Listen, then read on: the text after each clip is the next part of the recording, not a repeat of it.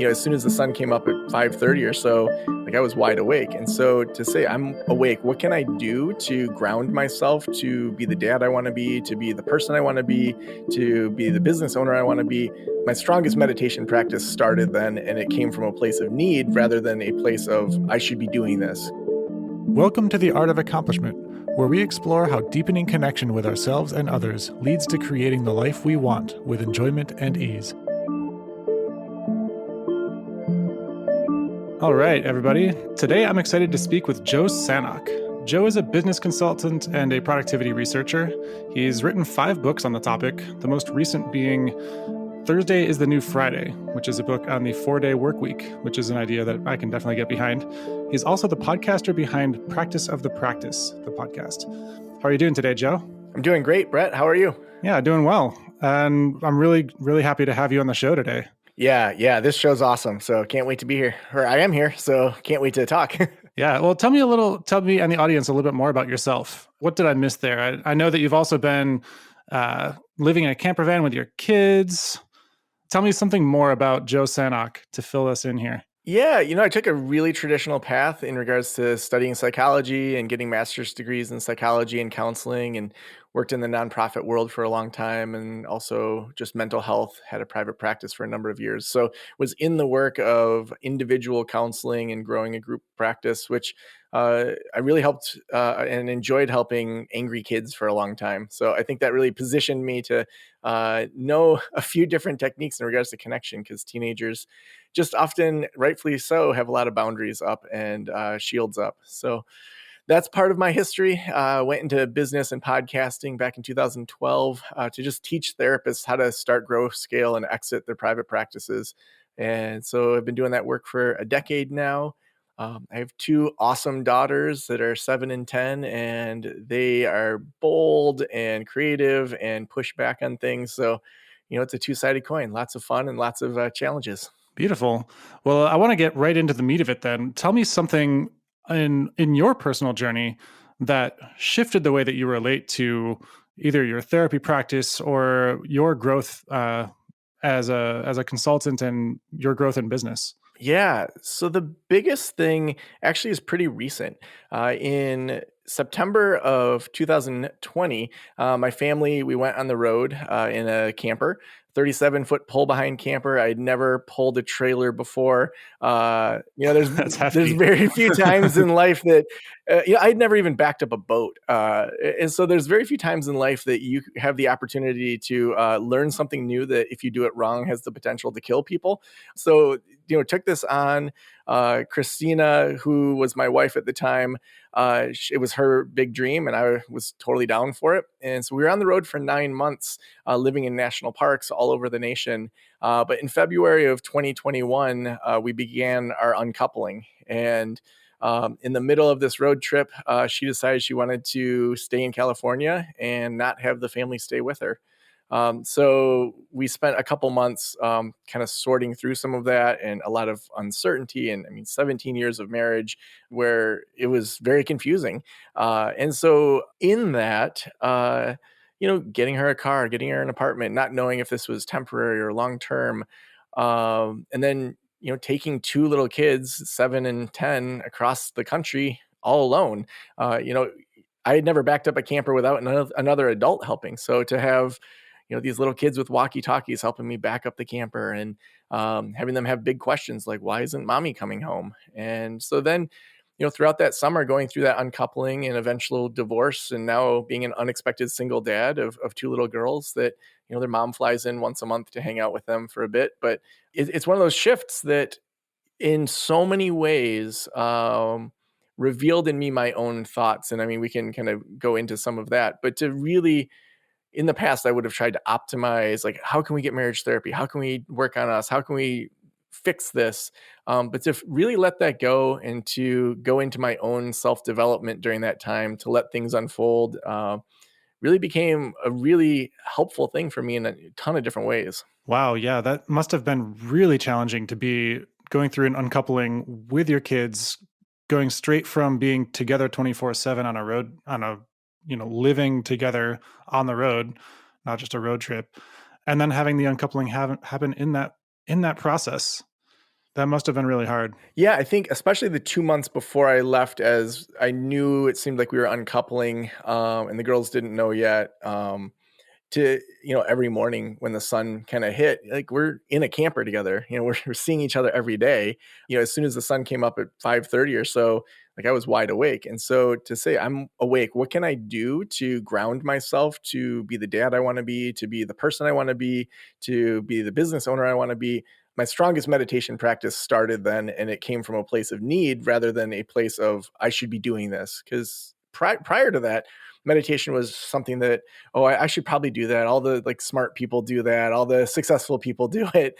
But to really have it be a place of need, where every morning I was, doing Sam Harris's 20-minute daily meditation, was reading the book Awareness and then the book The Untethered Soul, to really just allow things to unfold naturally, studying Taoism a ton during that period of time, to just let myself allow the world to unfold and to stop clinging to what I thought it should look like. And then to have daily walks and daily planks and daily push-ups to just get that physical, frustration, anger, sadness out. It set up a foundation for this new life that, still sustains, and has become something that are tools that I probably wouldn't have learned as quickly if it wasn't such an intense situation. You mentioned that you had studied psychology and you'd been doing therapy, and then you had this realization that you really had this need for this deeper self-exploration and these tools. And what was it about your way of being with yourself prior to having this experience that you now recognize wasn't serving you? I think I've always been, we might call it, like, a knowledge broker, someone that just craved knowledge and curiosity. And I double majored in both psychology and comparative religion in my undergrad. And after I graduated, took a year off to travel, and went to Nepal and Thailand and stayed in some monasteries, and went to Haiti and met some voodoo priests. And so I've always been someone that wanted to see how other people view spirituality and philosophy and ways of thinking. But in a lot of ways, it was kind of a slow creep to going from kind of your head to your heart, and just allowing that to unfold. And I think for me, I'm not sure that it was that I did anything wrong prior, but it's more that I had been through really tough things. Like in 2012, my oldest daughter had open heart surgery. And then, a couple months after, I was diagnosed with cancer. And I mean, that was 2012 was just a rough year, but it didn't really crack me open in the same way as, having, all this stuff hit the fan. And there's things that I wouldn't talk about publicly in that, but they were just terribly, terribly hard. And so to have that full on cracking open, I think that was almost what was needed in order for me to go kind of deeper into my psyche and into my own role within that couple for 17 years. Yeah. So tell me, having had that cracking open, one of the things that other Joe, and I often talk about is that heartbreak increases your capacity to love. It allows you to see the world more clearly beyond your ego, beyond your identification. And it's something that we often avoid. And in the avoidance of, we end up recreating for ourselves. And then when it comes, we find that we tend to find, if we've processed it fully, that we're actually okay as we are and have everything we need. And what is it that, if that resonates with you, what are a couple of gems that you pulled from this heartbreak? Yeah, I think the biggest thing is, as Michael Singer talks about it, that natural unfolding of life. I've always been a achiever, someone that goes after big things.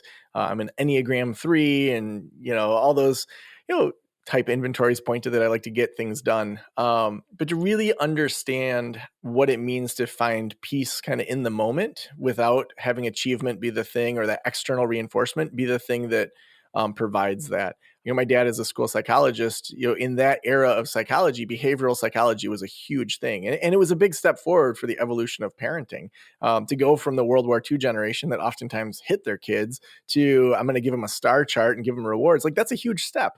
Right. And it also created in me a ton of external reinforcement. The star chart that someone in authority gives me, that doesn't always help the individual develop internally to find the internal locus of control. And so to be able to get to that point where I'm able to say, okay, I've achieved so much, great. But I also have a life that millions of people would die to have this life exactly how it is. Yeah, I'm curious, and this might be a vulnerable question to answer, and you don't have to, but to what extent did that, external star chart get projected into your relationship, and how much did that impact it? I think that I've been aware of kind of that star chart mentality for a long time. And so I've been doing a lot of work, even since college in adding to that because I don't think it's necessarily bad to have that as a starting point. I think too often we just throw out the way that we were raised and say it's bad.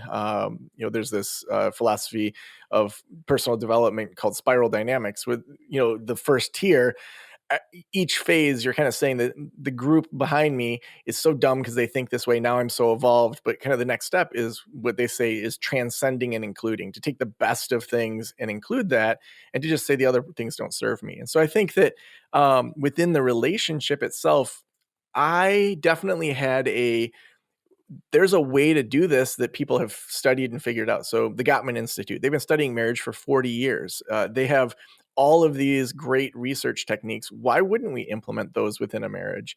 And so I would say it probably wasn't as star charty as it was. We can optimize this. We can optimize this, and probably watering the lawn for two people, and that's why the grass was green, rather than letting things naturally unfold. If I had genuinely stepped back and didn't overcompensate as much as I did, most likely this would have fallen apart years ago, because the natural disconnect probably would have been revealed much earlier, at least in hindsight. But who knows? I mean, if Right. we could always replay history in a million different ways. If I could have done this or done this, but I mean, I think what I'm seeing is, for me personally, I don't want to overcompensate for someone else's lack of their own development. Like, I shouldn't care about their development more than they care about their own development. Yeah, or try to fix them or think you know better for them on how they should develop, Yeah, and then have exactly. that energy in a relationship. I'm curious how your relationship with your children has changed having undergone this experience, and whether it's on the axis of the star chart or optimization or some other major axis of shift that has occurred. Yeah, I think there's been a lot of positive things that have come out of this. To be the primary parent, I mean, in a lot of ways, the structure that I just have for my own life, to be able to do things that I know are good for me and my kids, is entirely in my control now. And so that's really helped our relationship for the three of us to say, hey, we all value a straightened house. We all feel better mentally. Let's just together keep the house clean. And so we do. So it just becomes part of our new family culture. Or, we converted one of the rooms in the house into a Zen zone, which my 7-year-old initiated. She said, what if we had a Wow. room that was just for meditation and calming down when we're upset? And so they got all of their toys that are more kind of like self-development toys, or ones that will help them relax if they're frustrated. And we went to Target and got a really soft, comfortable blanket, and put things in there that they'll see and they'll say, oh, this would be great for the Zen zone. Picked out a carpet that they can kind of trace when they're frustrated. And so I think there's a lot of like, what are we feeling and what do we have control over and what do we not have control over, that has helped us kind of together bond differently. And I also think that, in parenting, so often we see people on Instagram or other social media showing how to be the optimal parent. Give your kids milk, don't give your kids milk. Give your kids a high protein diet, don't give your kids a high protein diet. And there's this idea that you can always optimize your child.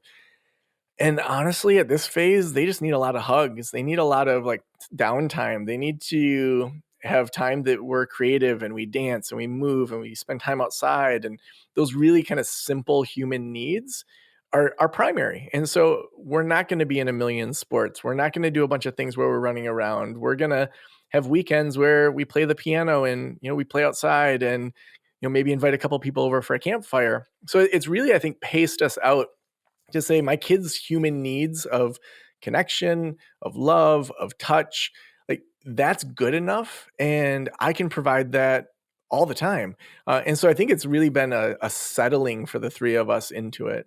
Something interesting in that is like, what do you optimize for? Optimizing is a skill that can be very useful in life, and especially in the example of with children, but also in the example with business or with clients or with in the therapy practice. Optimizing for connection seems to get better results every time. Yeah. Well, and even just saying, what's a kid who becomes an adult really need to be a successful adult?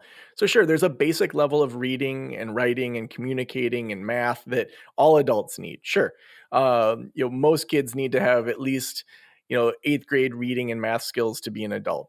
But if I really think about the people I see that are successful, what can they do? They can relate and connect with almost anybody. And so, making sure that with my kids, sure, I'm going to have them keep up with their homework, but if we had, an outdoor campfire thing where we had three different campfires, invited a bunch of people from the school and neighborhood, wore masks and all that.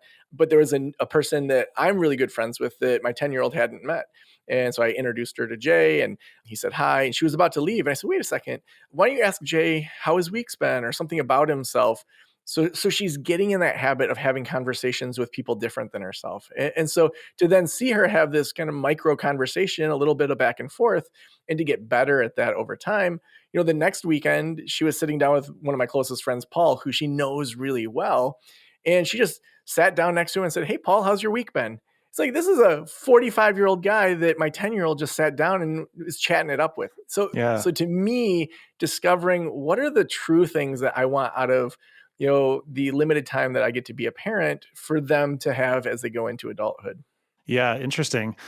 Something I wanted to go back to, you mentioned that your 7-year-old came up with the idea of having a Zen room, someplace where they can go to calm down their anger, and among other things. And I'm curious how you approach emotions and difficult emotions such as anger with your kids, whether it's on that spectrum of, a star chart to these are the kinds of emotions that we're going for versus letting things just develop. How does anger show up in your family, and what is the way that you hold it?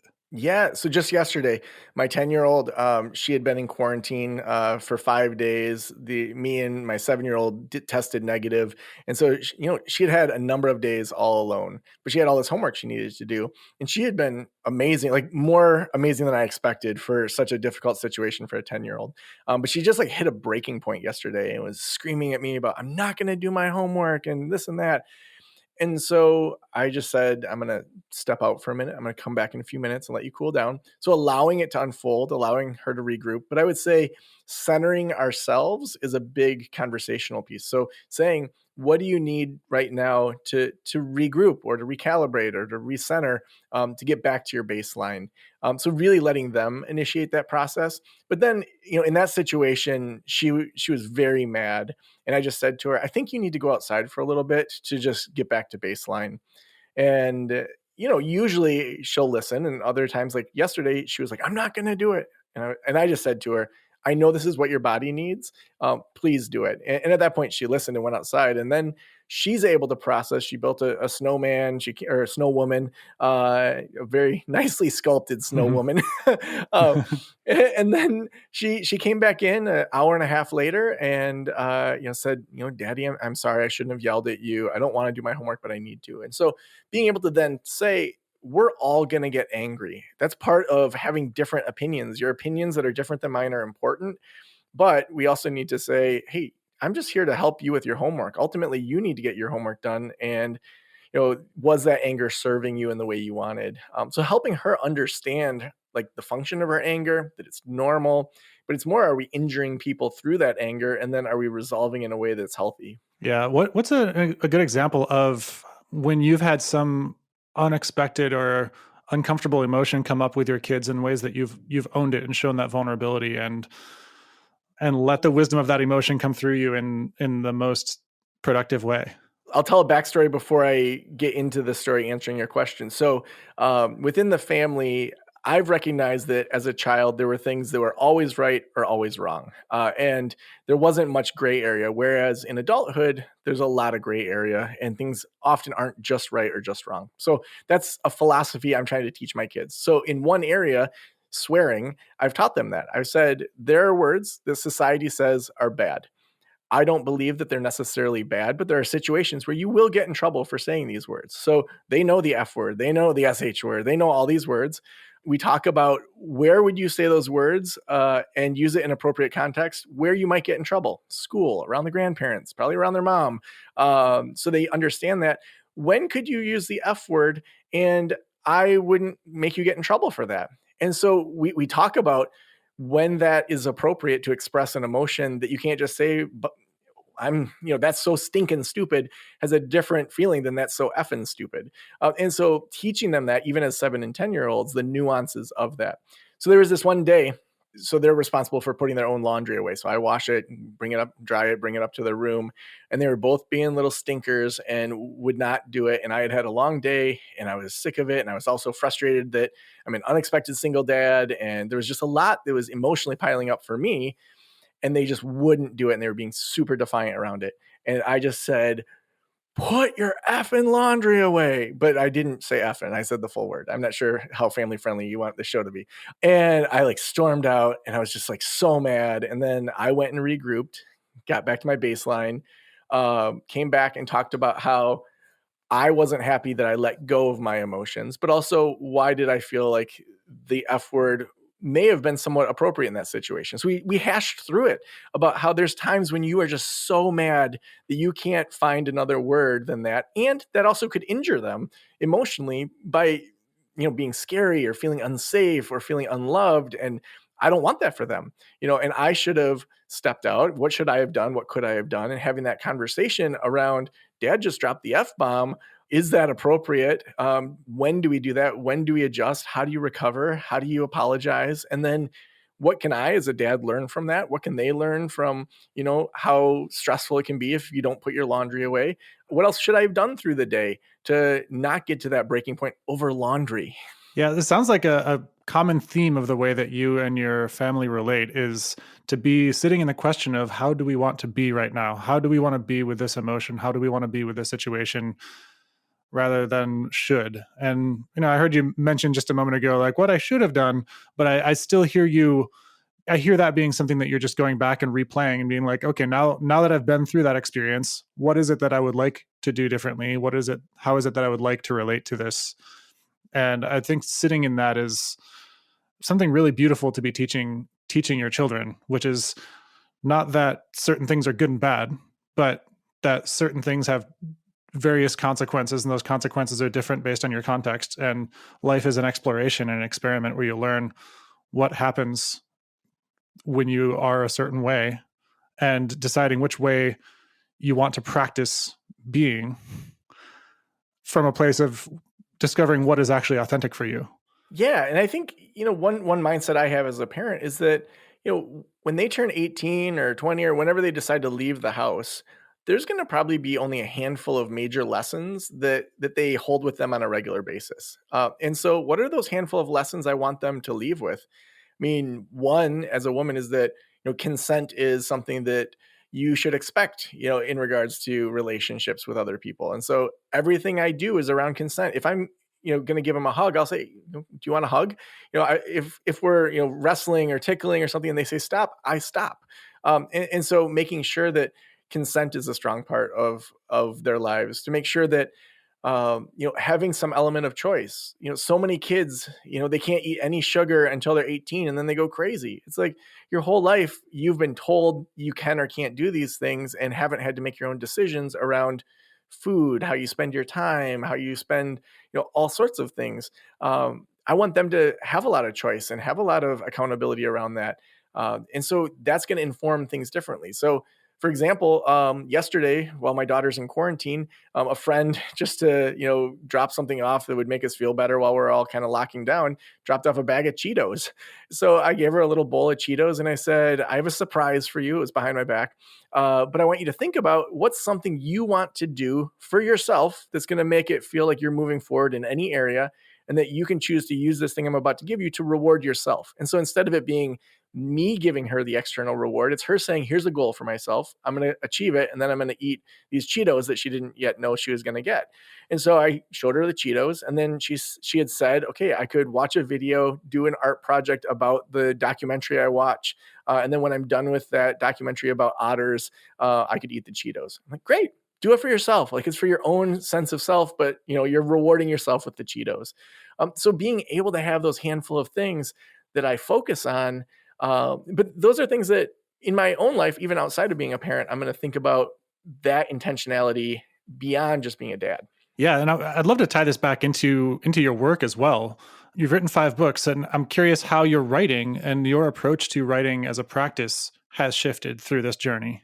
Yeah, I think that when I used to write, it was more like, what does the audience want? What's the positioning that I want to have for myself? Whereas Thursday is the New Friday has definitely been about the macro societal shift. Like, do I believe that the way we're living with a 40-hour work week plus is that good for society? And so, realizing as I dove into the history around the 40-hour work week and actually how recent it actually is, and how the studies are showing that it really isn't needed to have a full 40-hour work week, that most of what we can do in building creativity and productivity could be done in a 32 or fewer hour work week.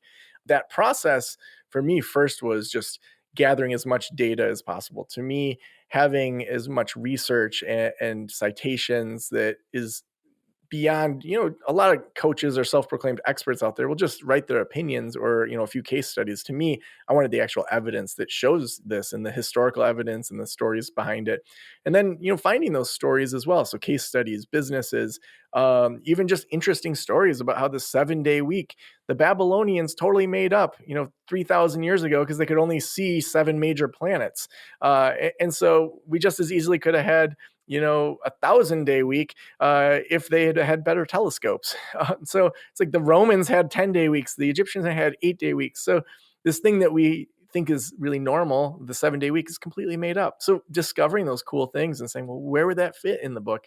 And then whiteboarding out each chapter, saying, okay, what are the main points? And then just killing it as much as I could every Thursday when I was writing.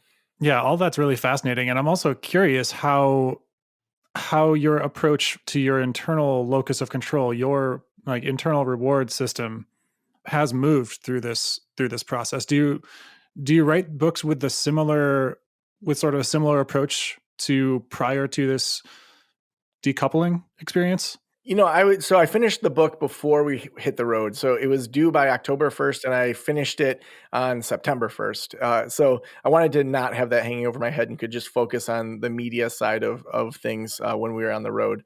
Because I just knew that the focus would be much different when I was in a camper and things could go awry much easier when, Got it. whether it's water systems or septic systems or who knows, there were so many things that went wrong. Um, in addition to the uncoupling. Right. uh, but I would say that my process in writing the book really, I was learning neuroscience around how to be more productive that I applied immediately to be more productive in writing the book about how to be more productive. So it was very meta in that, like the University of Illinois had this amazing research study that looked at vigilance decrement. So vigilance, how well you pay attention to something; decrement, meaning that it goes down over time. So tasks that are somewhat boring get more boring over time. You make more errors. You're not as productive. But they found that even just a 1 minute micro break every 20 minutes completely eliminates vigilance decrement. And so even just saying, okay, I'm going to set a timer for 20 minutes. And even if I'm in the middle of a sentence, I'm going to get up, I'm going to do a plank, I'm going to walk downstairs, I'm going to get a glass of carrot juice, whatever it is that I need to do for my body to feel like it's going to be productive. It can't be looking at a screen. It can't be continuing working. Just using that neuroscience, around sleep, around how we structure our days, about how we do sprints, looking at my own sprint type, all those things. I was writing about in the book, but then directly applying as I was writing the book. Behind all this productivity, I'm curious, what is the deeper motivation for you to be productive? Because a lot of people will find themselves in a loop of being productive for being productive sake, for churning out more work product. And I'm curious for you, what is the deeper want and the deeper need that you're fulfilling in this productivity that you practice? To me, productivity is the end of the cycle. We have to start with slowing down first, to allow our brains to rest, to allow those good ideas to come out, and then to spend our best time on the best movements forward instead of just across the board. So when I enter into productivity, every minute that I spend working is a minute I could be doing a hobby. I could be cleaning the house. I could be, putting my kids' laundry away if I didn't make them put it away. That I could be doing something different that is good for my family or my friends or my relationships. So if I go into my work that way, saying, I can't dink around and be unproductive because it's stealing from my family. It's stealing from my friendships. It's stealing from my exercise or my body. That's a different posture than being productive for productivity's sake.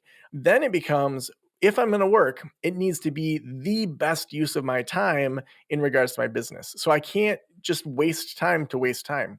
Now, there are times that I choose to intentionally slow down. I choose to intentionally allow my brain to free associate so that those good ideas can come to the surface. Because we know from the neuroscience that when we're stressed out and maxed out, that's not when we have good ideas. It's when we're taking a shower, going for a walk, on a long drive without music on. And so just allowing those intentional times to slow down and have those hard and soft boundaries then allows me, when I am going to work, to have the most productive days possible. Yeah, yeah, and it sounds like what you're saying there with recognizing that everything that you're doing in your productive space is in some sense stealing from some other area of your life. It sounds like what another way to say what you're saying there is just that it's a choice. You're optimizing for a different thing. And if you optimize for productivity, you might forget to optimize for connection with your children. You might not optimize for connection to the source of inspiration of what it is that you're being productive around. Yeah, absolutely. Because I think it goes back to those core teachings of, who am I in the world? Who do I want to be? How am I intentional with my family, my friends, my hobbies, my health? All of those, domain areas that Joe often talks about. If we're not intentional in those areas, then the work we do is that what you were talking about, that productivity for productivity's sake. Yeah. So, how do you, that's sort of my final question for this episode, how do you teach your kids or how do you model for your kids how you approach your purpose in such a way that will help them find their own purpose from their internal locus of control without pattern matching too much what daddy does? Right, right. Well, we did a podcast together while we were on the road called Leave to Find, which now has a bit of an ironic title to it. Uh, so the Leave to Find podcast for us to say what's interesting to us. So I reiterate that I get to do work that I absolutely love doing and that helps a lot of people. So do I want my kids to be podcasters? Sure, if they want to. I could care less how they choose to make money, as long as they choose to contribute to society, do it in a way that can eventually sustain themselves and doesn't hurt other people. So for me, it's less important to say, here's how you have to do it, but let me give you opportunities to explore. So for example, my 7-year-old, when we were at the Fort Collins Children's Museum, they have this whole amazing section that's a hands-on, like DJ scratching, mixing section. The kids can do this kind of two turntables and a microphone type stuff. From that, she said, I want to be a DJ. And so my backyard neighbor is like, he does that. He's amazing at it. He has a new sequencer he just got. And so giving her the opportunity to just explore and play. And to me, at this age, let's explore and play. So my 10-year-old a couple years ago, she wanted to do a lemonade stand. And so I said, well, let's talk about this. There's really two types of lemonade. You're going to have the powdered mix, which is really easy. You'll probably be able to charge 25 cents or so for that. And there's hand squeezed lemonade, which you probably could sell for $2 each. Here's what that would encompass, making simple syrup, maybe having it be fancier with basil leaves or frozen strawberries. Like, which do you want to do? So then we brainstormed. She said she wanted to do the hand squeezed one. And then we said, well, if you just set up outside, do you think many people are going to come by?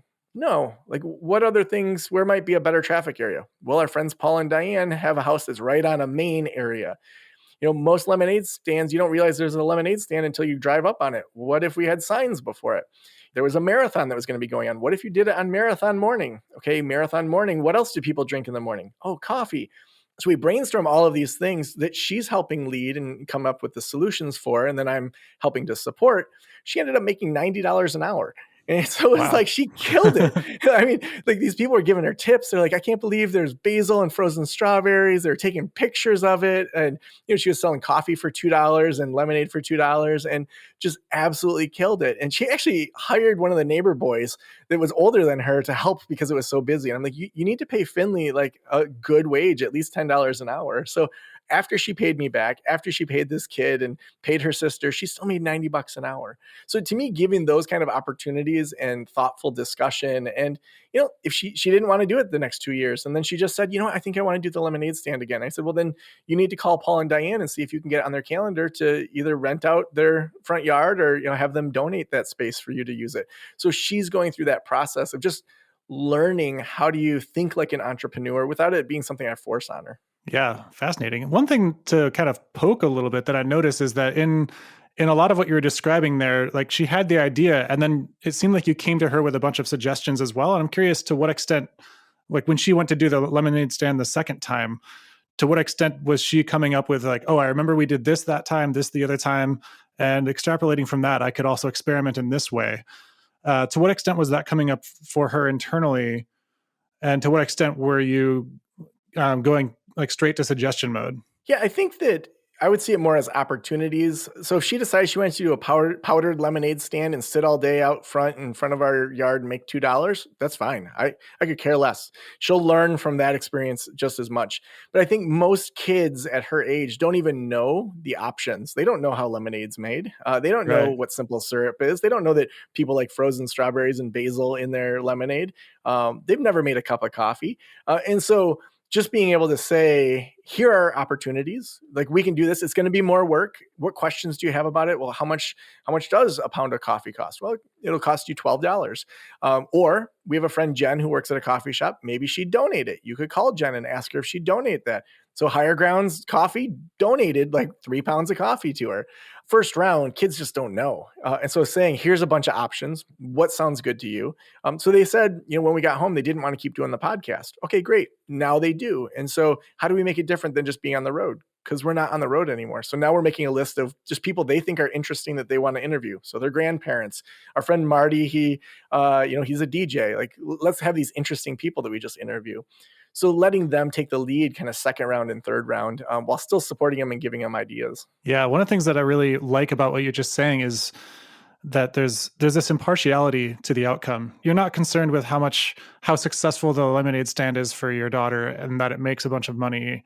You're excited that it worked out, and that wasn't really the thing you were aiming for. What you seem to be aiming for is being in connection with your daughter being in connection with what she's doing, and providing as much guidance without becoming overbearing as possible so that she is able to optimize her learning and optimize her enjoyment.